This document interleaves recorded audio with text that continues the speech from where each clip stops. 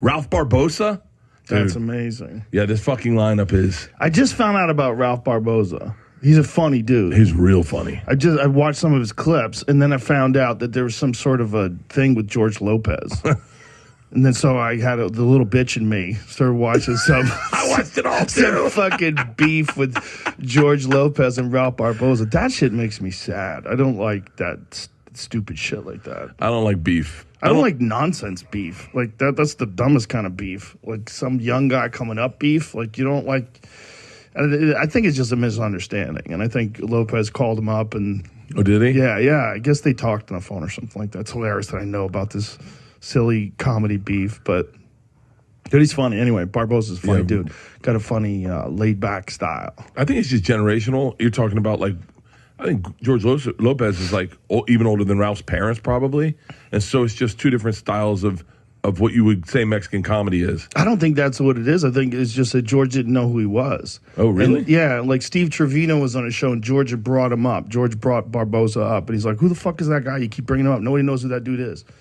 Oh, really? Yeah, I just saw Schultz saying someone went up to Barbosa and he was like, fuck George Lopez. Yeah, I think that's what it was. I think it came from him saying something on a podcast. But I think he was just annoyed with Trevino bringing the dude's name up over and over again for whatever reason. I don't know. He's funny as shit. Yeah, he's funny. He's funny as fucking shit. Yeah, it's, that's nothing bothers me more than like, and I don't think that's what he was doing.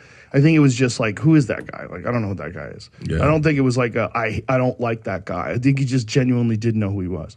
But nothing bothers me more than like those old dudes that don't like the young guys coming up. They don't like the fact that young guys are coming up. Because I remember being in that young guy position. I'm like, you old cunt.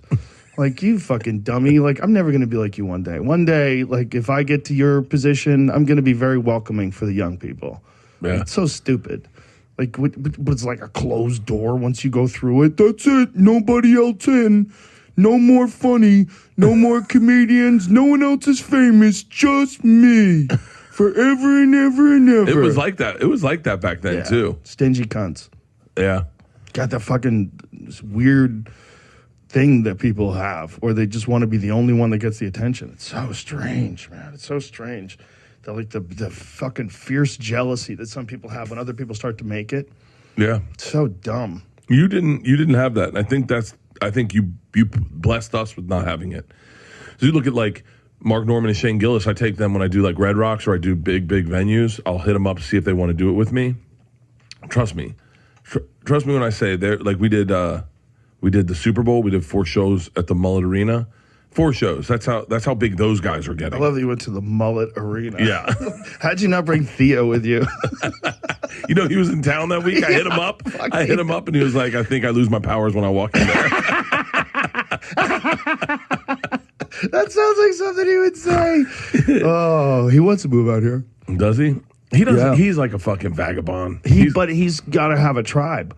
A lot of these guys, they didn't understand what was anchoring them in L.A., and one of the things that was anchoring them in L.A. was that we had a tribe. Yeah. We would all get together at the store. We'd all hang out in that back bar. We'd all have fun together. We'd all laugh and joke and fuck around. And then we'd see each other's sets, and we'd talk to each other about comedy and shit. He's out alone now in Nashville. What's he doing in Nashville? He just decided he had to get the fuck out of L.A. for his mental health. And so he wanted to be like a more laid-back place. And Nashville clicked with him. He is all over my algorithm. Is he? He shows up, and it's gay dudes, boat crashes, and Theo. With me, it's girls with giant asses doing squats. It's all like CrossFit ladies with 6-packs. Those girls will inspire me to work out. Yeah, there's something about a fucking jack chick with big thighs. Yeah, that's what I like. My God. I like a gal who can help you move a couch. That's what I like. I like them sturdy. My wife does not like it when I say that, by the way. For real? Just like when I call her sturdy. But she's strong. I like strong women. I like it.